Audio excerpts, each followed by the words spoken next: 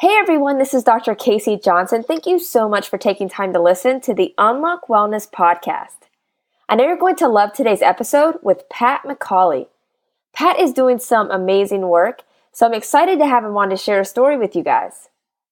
If you've been loving the Unlock Wellness podcast, be sure to jump onto iTunes, subscribe, and write a review. It really helps me out a lot, and I really appreciate all of the feedback and support. Also, be sure to follow me on social media to keep up with the latest podcast episodes. The best way to connect with me is on Instagram, Facebook, and Twitter. My username across the board is at Dr. Casey Johnson. That's DrKaseyJohnson.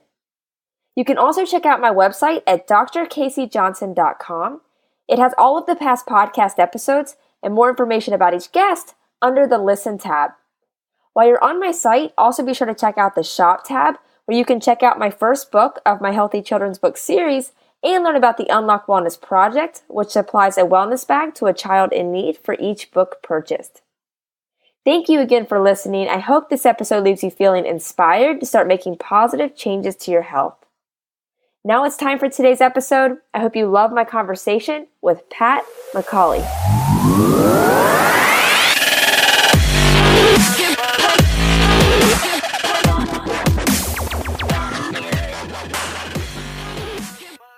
Welcome to the Unlock Wellness podcast. I'm Dr. Casey and excited for today's guest. I'm here with Pat McAuley.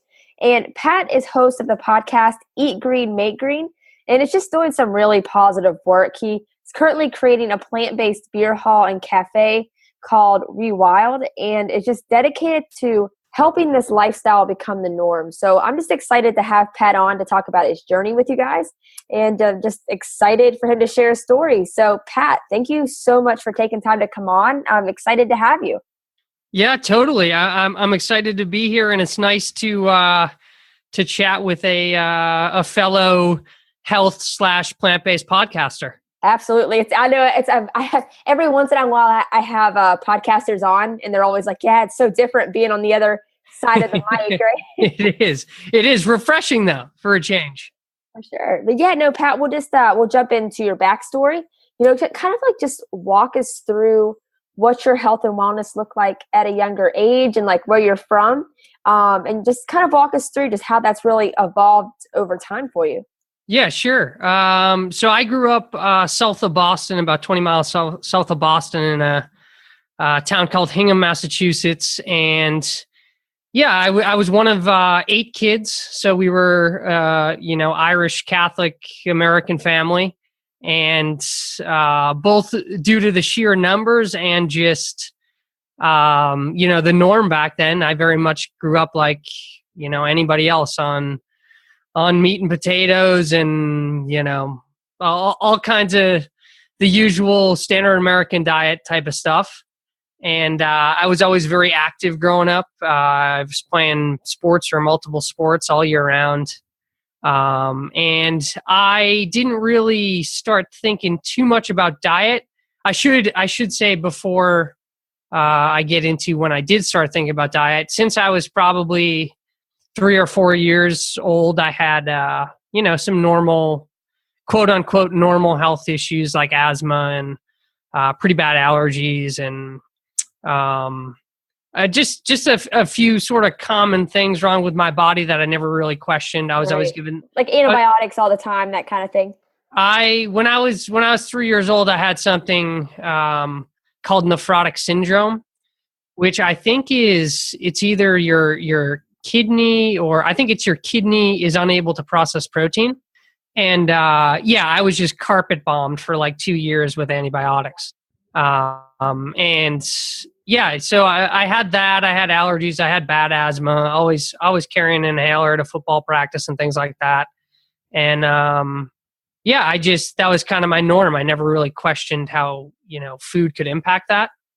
And then I got to high school. I played 3 sports in high school and stayed active. And I think that sort of allowed me to eat whatever I want. But at the same time, I was the type of guy that if my, coach or my strength and conditioning coach or whoever it was told me, hey, you should be eating this, I was going to follow it to a T. I was very much, the guy that wanted to take my health seriously. So a lot of high protein, low carb sort of things. That was my mentality. The more lean meats and the more protein shakes and the more milk and things I could get in, the better. And that's what I was always told by strength coaches and doctors and nutritionists, and some of which I had access to, some of the best in the Boston area, because I was kind of in the sports world. And so that was my norm up through, I went on to play college football in Massachusetts. And again, I was serious about diet. I ate what I thought was right, but it was all that mentality of high protein, and that's what I was always told in sports, and that's what I followed. Yeah. Right. I mean, yeah, because especially as a young athlete, like you just do like the coaches tell you, you do what the doctors tell you, and you don't really think twice. Especially like it's becoming more common now. But like, when you were in high school, when I was in high school, like that wasn't the norm, so you're just doing what you're told to do. Do you remember if you noticed an increase in like the asthma symptoms when you started really increasing like the protein shakes because of, like the whey and like things like that, increasing the dairy as you lifted more? Or do you remember it all? I can't put a finger on that. Like I can't remember exactly, just because it was always the way. I just had no connection to that at all. So I wouldn't have even made that connection that it got worse or got better or whatever. But yeah, it was one of those things. Like, why would I question it when, everybody in my life told me that same thing? You want to get your strongest, you want to maintain your weight and health, like this high protein, low carb thing is the deal, And yeah, I just never questioned it, and never, why would I have? Right. Yeah, no, it's very true. So you played, you said you played football in college. Like, where did that kind of take you? I mean, both nutritionally, but also career-wise, because I know you've had a super interesting career path as well. And I know they kind of, intertwine a little bit. So how did both of those connect as that went along? Yeah. So, in terms of college, I was pretty much, I didn't care too much for school, to be honest with you. I was a good student, but it was, kind of doing the bare minimum. And, I studied business management and mechanical engineering. I was at an engineering school. So, my mindset then was just be the best football player I could be. And that's all I really cared about. So after school, when I graduated, it was really the first time in my life that I didn't have a bigger goal. I didn't have the bigger goal of, in high school, it was, be a good student, be a good athlete, graduate. In college, it was be the best football player and graduate. And then I found myself, without that bigger goal, that day in and day out. That structure, right? Especially like, I talk to so many athletes at all levels, and like, it's crazy because it's all the same. It's like, I had the coaches, I had the schedules, I had the structure, and then all of a sudden they don't. And it's like, you feel lost. You don't really know what to do with yourself. Yeah. Yeah. And I would say, like, I kept, from a fitness perspective, like I kept my regimen. I've always been a bit of a fitness nut, but I learned that through sports. And when I, graduated, I kept that fitness side of things, but, I took the first job I could get because I, thought that's what I was supposed to do, and, wanted to do my parents proud and, that sort of thing. So I took like an entry-level engineering job, and yeah, I lasted 4 months. I quit after 4 months, and because my day to day, like that bigger goal was just not there. And, I just couldn't wrap my head around doing things every day that were completely insignificant to any bigger goal. Like, I didn't care what I was doing. I had no connection to what I was doing. And there wasn't the, be the best at this thing. It was just like, get me to 5 o'clock, Right. Yeah. I mean, and so many people do that. I mean, it probably gives you like just a bigger empathy for people who do just grind it out at like a job that they hate, because like, I mean, I get people have to do that and like totally respect that. But I mean, it's got to be like super hard just to not be passionate about what you're doing. Yeah, for sure. And I will say too, like, I was very fortunate that, I have an amazing family. And when I decided to quit, my parents welcomed me back home with open arms. And, I had a roof over my head, and, I didn't have any like serious bills and commitments that I needed to, take care of. So there was a year and a half period where, like, I'm very fortunate to have that. And I understand when, especially, people coming out of school in debt nowadays, that, it feels like there's no other option than to grind it out, Right. Yeah, no, 100%. Like, I mean, it's, yeah, so it's totally understandable. So like, you moved back in with your mom and dad. So like, what's kind of going through your, your mind, your process at this time? Like, are you just trying to figure out like the next steps, or do you have an idea of what you want to start working on? Yeah. So I had this concept, and it was nothing more than a concept, and I guess I should backtrack a little bit and tell a story from the last few weeks of my college career. I met my current girlfriend and the person I hope to marry someday. And, we had known each other for 2 years at school, and we hung in the same circles. And, I finally had the guts to approach her with like, a week remaining left in school, despite having wanted to for a long time. And when we finally connected and showed interest, it was the same thing on her side. For the previous couple of years, like, she was very much interested in me. And I was like, wow, like, if I didn't, muster up the balls to say something, like, I might have left college without ever having met her or done something about it.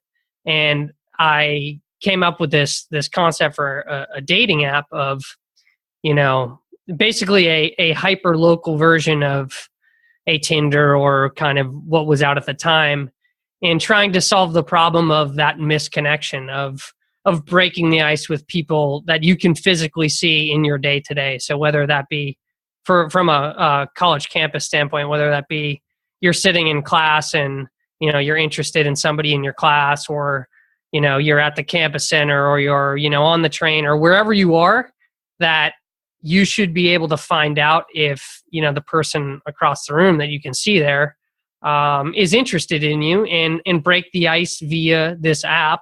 And that way, if the attraction is mutual, you walk up with confidence, you make the connection, and you guys meet each other. And if it's not mutual, you guys know, and you save yourself maybe an embarrassing rejection, and you go about your day. So right. It was kind of a way to break the ice and make those misconnections a thing of the past. So I built the app with one other partner, and we grew it to a few thousand users in the Boston area, and had a bunch of events, and it was really great. And then we got to a point where we were trying to raise more money. We ran out of money. And to be frank, I got really lucky and ended up selling the majority of it to a company over in Singapore, which is wow, another whole long story. But but yeah, lucked out. Yeah, it was a really cool experience, and I learned more than I ever possibly could have in business school or whatever doing it. So right, no, yeah, that's really cool. So you did that, and yep. then you sold it to the company in Singapore, and then and then that brings you to the point where you're at your mom and dad's, right? So I was doing this. I moved out of home for a while into Boston, and then started having real life bills, and I thought I was some hot shot running like a tech company, and then when we ran out of money, it was like, I had to move back with mom and dad. And that was the time when, when I moved back in, I actually hadn't sold the business yet. But moving back in again with my parents kind of gave me that like sigh of relief. At the time I was like, both me and my partner were like hustling on the side and doing side projects and building apps for other people just so we could pay rent. And we were just kind of trying to figure it out as we went. And so when I moved back in with my parents, it was sort of like a deep breath and gave me a little time to step back and, think about, kind of where I went wrong with the business and how I could just improve myself and learn from that experience. And at the same time was experimenting with diet. And I can get into it a little later, but that's when I stumbled into plant-based, and from there, just as a result of what that food did for my energy, my confidence, my just all around well-being, is what I attribute, ultimately selling my first company to. Just because I just started having this crazy amount of confidence because I felt so good from the food. Right. Like just the clarity. Yeah. I mean, what was making you want to even like experiment with the way you were eating? Because, I know you said that you had been, pretty healthy and like always into fitness. Were you just trying anything just to develop as a person at that time, and that's why you did it? Or was there something like you saw something on a documentary or you listened to a podcast, did something like make you want to look into it? Yeah. I was at a point where I was working out so much, like I'd be in the gym for an hour or two a day, then I'd go for a run. And I'm eating what I think is perfect, this high protein, low carb diet, and to a T. And, I'm waking up in the morning with, often can't even tie my shoes. My hands hurt so bad, joint pain in my knees, my ankles. I'd walk out of bed and it'd sound like a fireworks show, just all my joints cracking. And, and on top of that, I had the asthma, my allergies were getting worse. Around that time I had to start carrying an EpiPen because, my girlfriend, her family has cats. And anytime I went over there, I was allergic to cats badly. And, I almost ended up in the emergency room a couple times just from being there. Wow. So I had this, I had to start carrying this EpiPen. I had the joint pain and the doctors were telling me I had arthritis, and all of that. You're a young guy, I'm 25 years old. Yeah. And I'm blaming it on, I played football for 20 years, like what do I expect? This is just part of kind of, I've put so much miles on my body. This is just it. This is me getting old. This is what happens. Right. Just creating like that story of like, it's okay. This is what happens. Exactly. Yeah. And around that, I knew the answer couldn't be spending, on top of that, I couldn't reach a point where I looked and felt the way I wanted. And I knew exercising more couldn't be the answer. I was always like, I was already a madman. So I knew changing the diet was the answer. I had to just open my mind to a different way of thinking. And around that time, I started listening to Rich Roll. Yep. And a couple of, first few episodes started making me think differently. And I simply decided to, replace like my 4 eggs in the morning with a green smoothie. And that green smoothie just absolutely rocked my world. It was the first time in my life that, when I think back to it now, that I had an animal product free meal. Right. Well, it's like just making a small change like that. It's like a catalyst for so many other positive things in your day. It's like, oh, I had a green smoothie, so I don't want to eat so bad later on, or like, I don't want to miss a workout, or maybe like the next meal, I don't have any animal products. You know what I mean? When you start your day with something that positive, it's like you want to keep it going. You don't want to mess it up. Yeah, 100%. And I would have that green smoothie first thing in the morning, and I found myself reaching for less coffee. My digestion just like blew my mind how my digestion started working just from this smoothie. And I just felt so good, and just my energy was so much higher than if I had those 4 eggs, that I said, I started to experiment after that. I was like, all right, if I have something that makes me feel as good as this green smoothie, I'm going to keep it in my life. And if I eat something that brings back those old feelings, the joint pain and the bloatedness and the tiredness that makes me want to reach for coffee and other things, I'm just going to eliminate it. And after probably 4 or 5 weeks of doing so, I stepped back, and it was very clear to me that on one side was plant foods that I kept in my diet, and the other side was animal-based foods. Right. Yeah. So obviously you're noticing all of that right away, which I'm sure is like just super encouraging. Did you notice like workouts a lot more effective right away too? Oh yeah. Again, and that was something that I struggled with because, for a long time I was, like everybody who ventures into the plant-based world, they have this protein question. And I struggled with that. I thought I was going to wither away and, not be able to maintain my muscle mass.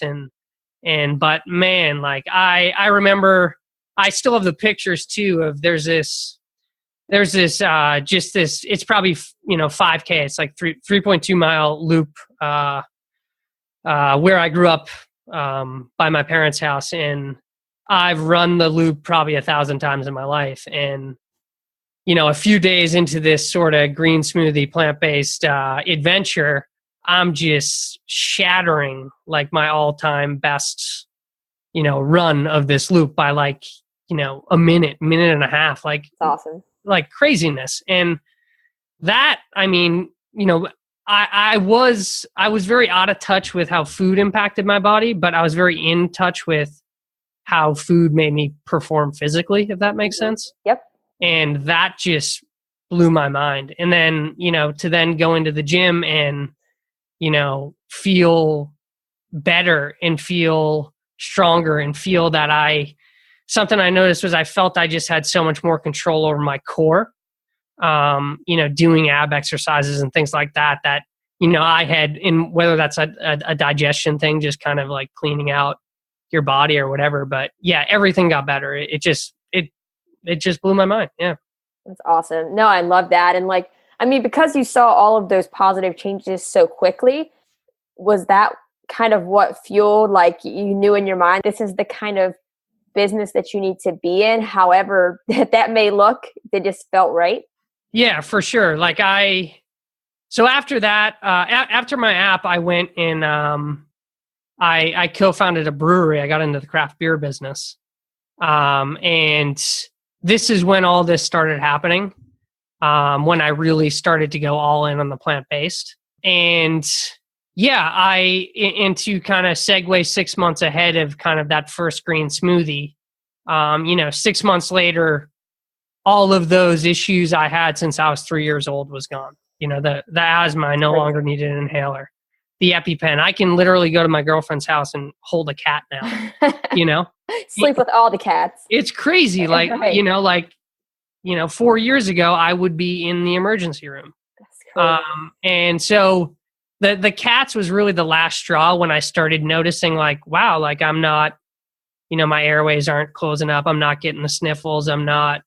Why aren't I feeling these things? And, I finally made the connection. Well, the only thing in my life that I've changed is what I've chosen to put in my body. And then, the joint pain went away so fast. The fat peeled off my body, and I was just effortlessly like the weight I wanted and how I wanted to look. And yeah, and when all those things went away, I was at first pissed off that nobody had ever given me that option in my life. Then I was thankful, that I found it. And then, but yeah, I left the brewery fairly quickly when all this happened, because I knew I just had to tell people, and right. At the same time, I'm diving into all the real science that I've, never dove into. I spent time learning how to read nutrition studies and actually decide for myself if it's, actually a valid outcome of the study, and I got into nutritionfacts.org and, found guys like Dr. Greger and Neil Bernard and people like that. And I read How Not to Die and the China study, and you do that, and you see all that stuff. And I just really wanted, especially it started with my family. I just wanted my family to know that, this was an option instead of the pills, instead of the creams, instead of the, all the stuff I was given in my life, that there is this other option on the other side where you can, treat your issue at the source, with your diet and lifestyle. You don't have to take it, but everybody should be given that option. So I left, the brewery. It didn't really fit into my lifestyle at the time either, my new lifestyle. And, and I just set out to make people aware of the power of food, because nobody in the Boston area at the time, and certainly nobody in what's called the South Shore where I grew up was talking about it. Right. And it's just crazy. I talked to, and I know you talk to so many amazing people as well. And it's like, I feel like almost everybody is just, after they've changed their health like that, they all just have this moral, obligation to where they have to share it with people, because they have so much gratitude for it, and I think obviously I think it's a combination of they're frustrated, like you said, they haven't been taught this stuff, but also I don't know, obviously, the foods have higher vibrations, and I think you're just when you have that kind of energy from putting those type of foods into your body, you want to share that with other people, and those kind of people gravitate towards you, and it's just it's just really cool.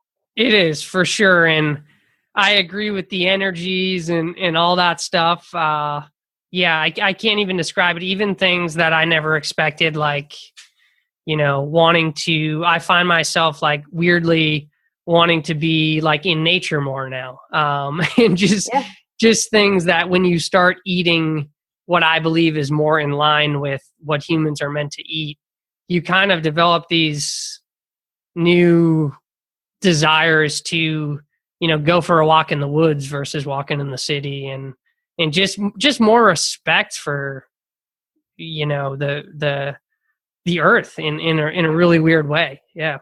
Yeah, no, definitely have noticed the exact same thing. But yeah, so where did that kind of take your story from there?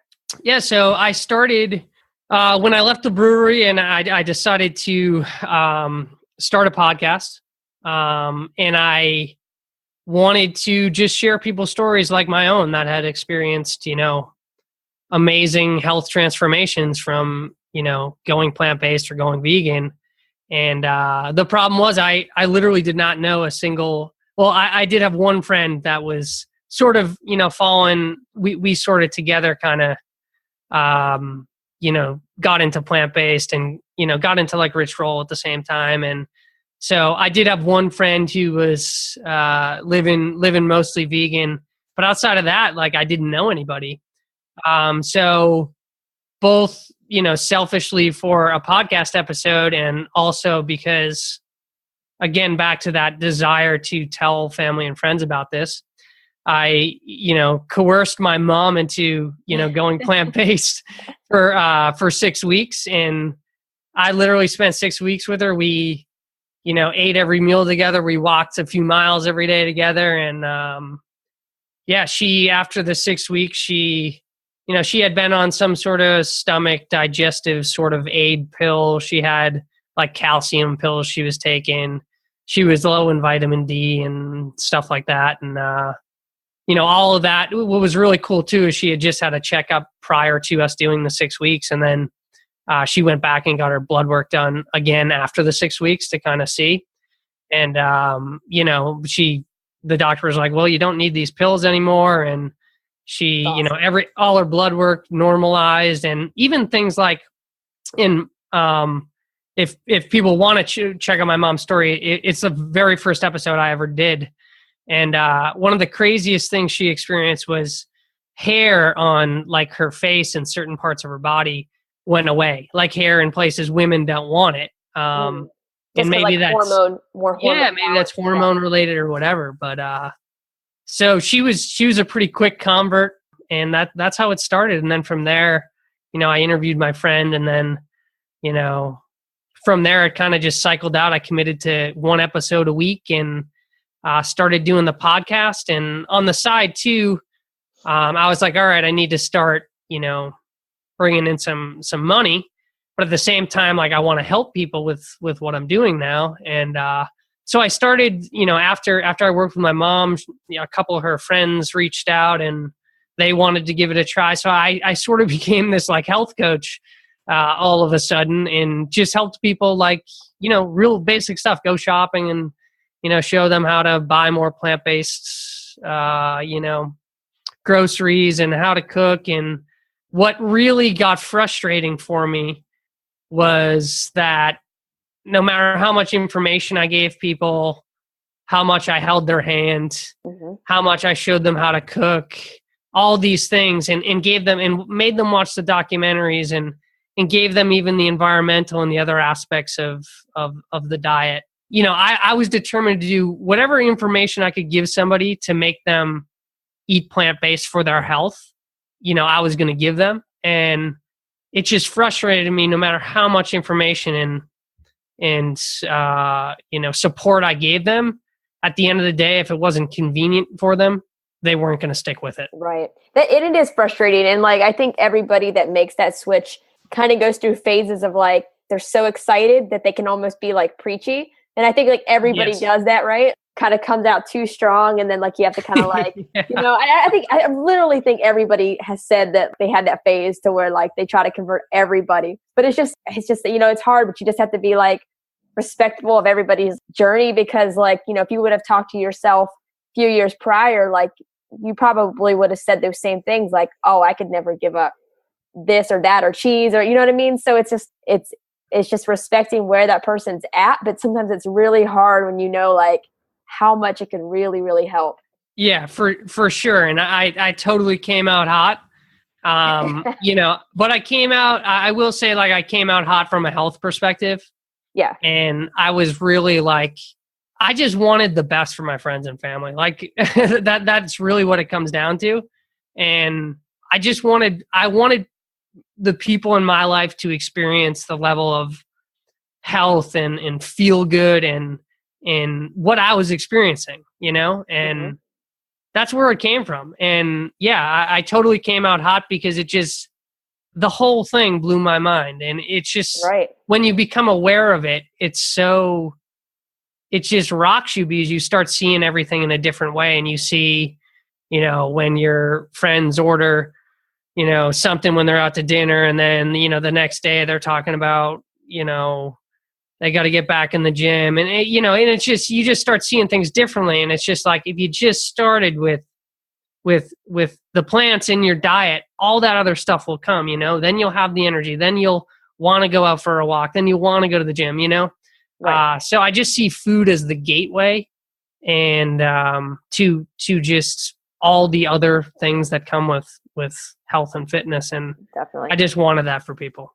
Yeah. And that's what's so cool about like having like a podcast, right? Because you get to talk to so many inspiring people that you wouldn't have met otherwise, but like it just totally affirms that you're on the right track with what you're trying to put out there, Yeah, for sure. Yeah. Yeah. And like, have you, I always like to ask podcasts, like if somebody comes on that they do have a podcast, like, I'm always curious to know, like, if you've had a certain guest that maybe has resonated with you a little bit more, or maybe like a takeaway that you got from an episode that blew your mind, And I know that's a hard question to answer when you've had a lot of great guests, but like, is there anything that like stands out to where you're like, man, that really helped me a lot? Yeah, I'm trying to think. I mean, I certainly every week I feel like I learn something, and 100%.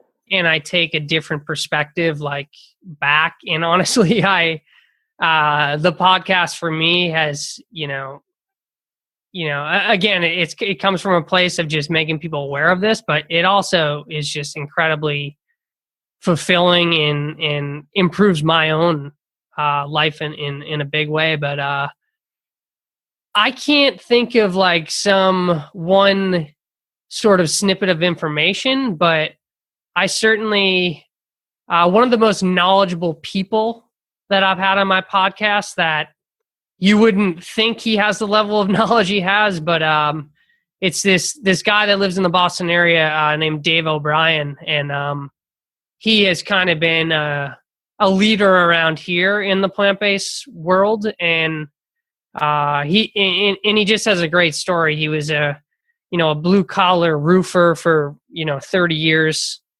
and then his dad died of cancer, and he started really looking at things differently, and just an incredibly knowledgeable guy. And he's just one of those guys that, if he can make the change from a, meatball sub eating roofer and heavy drinker to, to now owning like a bunch of juice bars and just being a serious like proponent of this lifestyle, and seeing what he's done with his health is like, just one of those stories. Like, if he can do it, anybody can do it, and anybody can do it. Right. Yeah, I love that. That's awesome. Just how if somebody like that can do it and just like inspire so many people, like literally, I mean, anybody can. And that's what's so cool about living a lifestyle like this. And I wanted to talk about Rewild a little bit, just kind of like what started that interest too, and then like how it's going, because are you guys officially open yet or no? We're not. Okay. Hopefully this summer, Cool. if all goes well. Is it right in Boston, or is it like outside? It's just probably 2 towns down from like Boston, in Quincy. It's some people consider it part of Boston, but it's more outside of Boston, right on the train, the red line into Boston though. So it's pretty accessible. Cool. Yeah. I've had I've had a handful of guests that are actually in the Boston area. So like, let me know when you get close, because I can send them all. Like, if you guys have like an opening or something like that, like they would be there for sure. So keep me posted with that. For sure. I'd love to. Yeah. So walk us through that. Yeah. So again, after that sort of, coaching spurt, I was frustrated that nobody really long-term was able to stick with it because it wasn't convenient. Most of them were, middle-aged people who really enjoyed their Friday and Saturday night out with, their husband. That's their time away from the kids or whatever it is.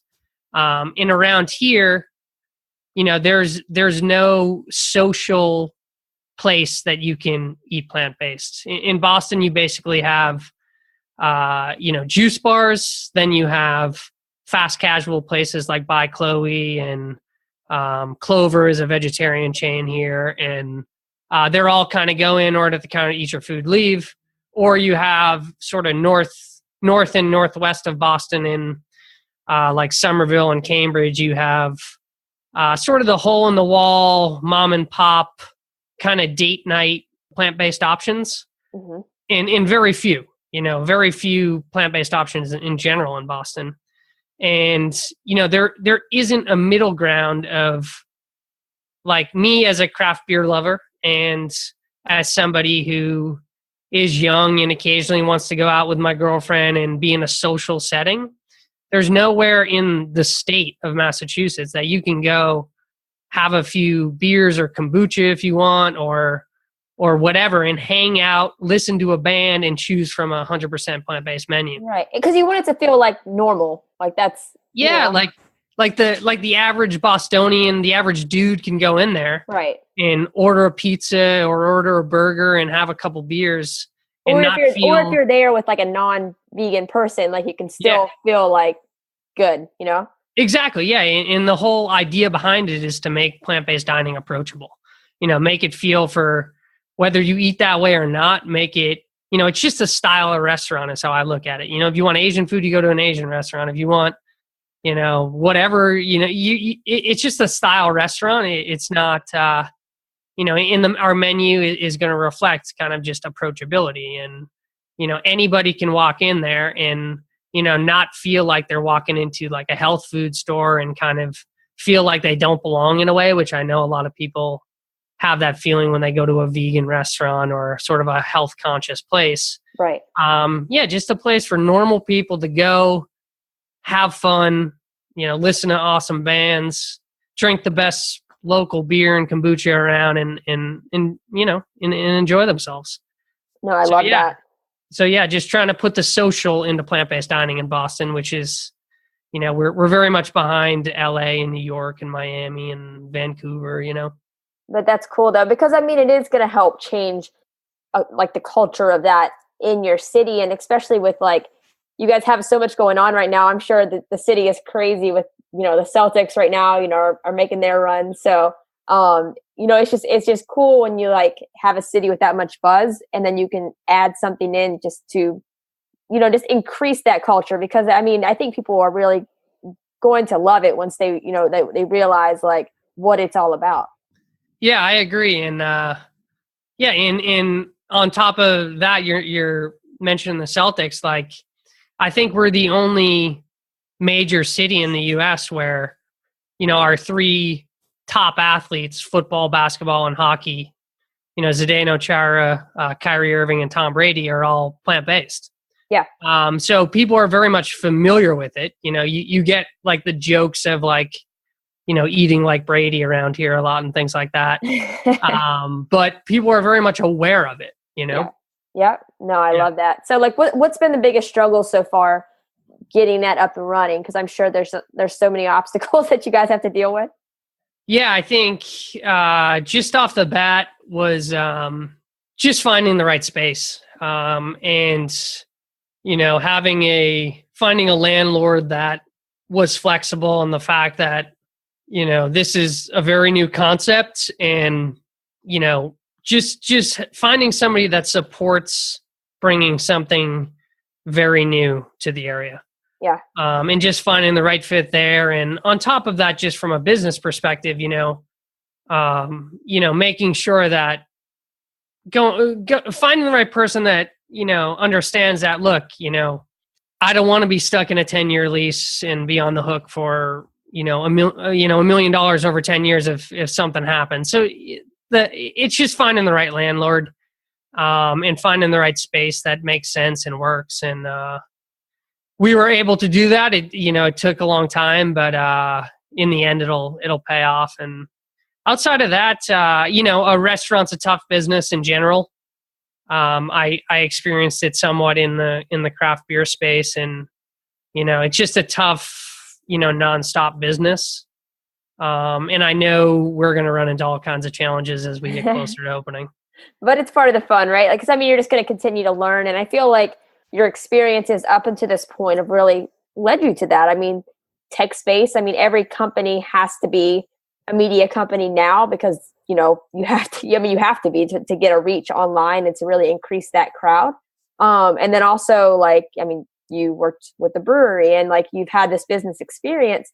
I mean, I think it all really plays out nicely in your favor with what you've been able to learn just by not like, I mean, things not going perfectly, but then you learn and then move on. Do you know what I mean? Yeah, 100%. I think I know I'm, meant to be where I am now and doing what I'm doing now. And everything prior to this, I know happened for a reason. And it just feels so good to, not only as an entrepreneur feel like you're in the right spot, but to be, really striving to, positively impact people in the community at the same time. That's awesome. No, I love that, Pat. And I'm excited to see how it goes and for your opening. And like I said, keep me posted as you get closer to that open date. 'Cause I'll spread the word to the people that I know and share on my social media too, just for people that may be in that area that I don't know. And I know you guys are going to do amazing. So I'm just extremely excited for you. Yeah. Thank you. The first of many. First of many.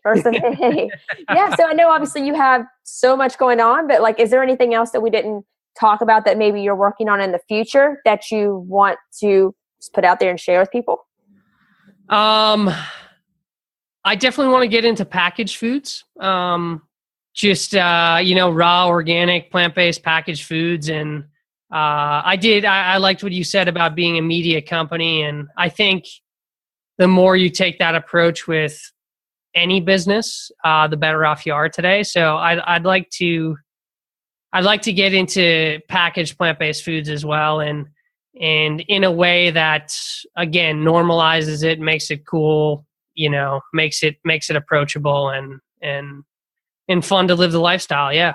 Yeah, no, that's amazing. And I think you should. And I mean, I think it would be super well accepted. And yeah, I love that. And like, so Pat, what is the best way for people to follow you on social media? That way they can keep up with just everything that you're working on and just stay up to date to when, the open comes and whenever you do launch anything. Yeah, cool. It's I'm at Eat Green, Make Green on just about everything.